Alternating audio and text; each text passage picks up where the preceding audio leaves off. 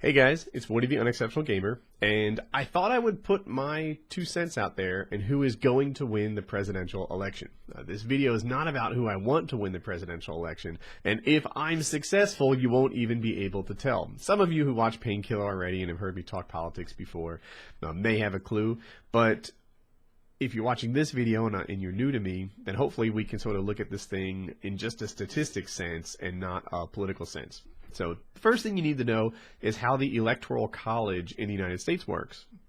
The way that works is we divvy it up into 50 states, and then each of those states gets a certain number of votes. It's more or less based on how populated the state is, but not exactly. For example, in Wyoming, I want to say like every 100,000 people get an electoral vote, whereas in California it takes like 1 million people to get an electoral vote. So it's not a perfect system, but roughly populated states get a lot of votes, sparsely populated states get fewer votes. And the other thing that matters is in just about every state, it's a winner-take-all type thing. So if, say, Obama were to absolutely crush in New York, but Romney were to win Florida by just a little bit, New York is 29 and Florida is 29. That's a tie. Even though, if pretending those were the only two states in the world or in the U.S., the popular vote was really lopsided. The electoral vote, which what really matters in the presidential election, would be a tie. So every state gets so many votes. You can see the numbers on your screen, and it's a winner-take-all thing for almost every state. All right. So now you look at this thing, and maybe you've noticed up here, Obama's 281 and Romney's 206. Well, that's not the entire story. A lot of those votes are really, really close. Oh, and by the way, 270 marks the winner. It takes 270 electoral votes for you to have the win in there. So look at these college graphs, right? So this one includes states where there's statistical ties. Most of these polls have a margin of error of about plus or minus 5%. So if I say it's 51-49, you might think the guy with 51 won, but the pollers themselves say, whoa, whoa, whoa, consider that a tie. You know, if we asked a different 100 people, we might not have gotten that same result. So it's a statistical tie when for most of these polls, they're within about 5%. Anyway, if you include the states where there are statistical ties, Obama has enough to win. If you don't, he doesn't. Obama would have to win some of those virtually ties. Some of those coin flips are going to have to go his way. Now, if you look at this, you'll see Romney needs more coin flips to go his way than Obama does. Now, that's not supposed to be an anti-Romney thing. That's just the way it is. Romney needs to win almost all the battleground states to pull this thing out, which is what this other site, 538, looks at. So they look at this thing and they say Obama's chance of winning is about 83% and Romney's chance of winning is about 16%. All right. It is easy to be fooled by a chart like this and think that Romney has no chance at all. And the guy who made this came up with a couple examples, and I've since read some other ones. Let's pretend instead of it being 83-16 that it was actually 80-20. So just work with me here. A 20% chance for you Americans is about how often a football team that's down by 3 points in the fourth quarter comes back for a win. A 20% chance is about how often, if you're down by 1 run in baseball going into the 9th inning, that team turns around and recovers from a 1-run lead.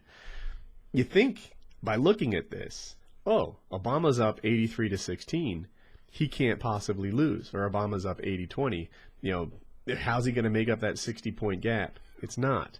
Think of it more as Obama will win 4 times out of 5, and then 1 time out of 5, Romney will win. That is where we are looking right here. And you can see the popular vote is much, much closer, which is why so many of the battleground states are statistical ties. They're coin flips.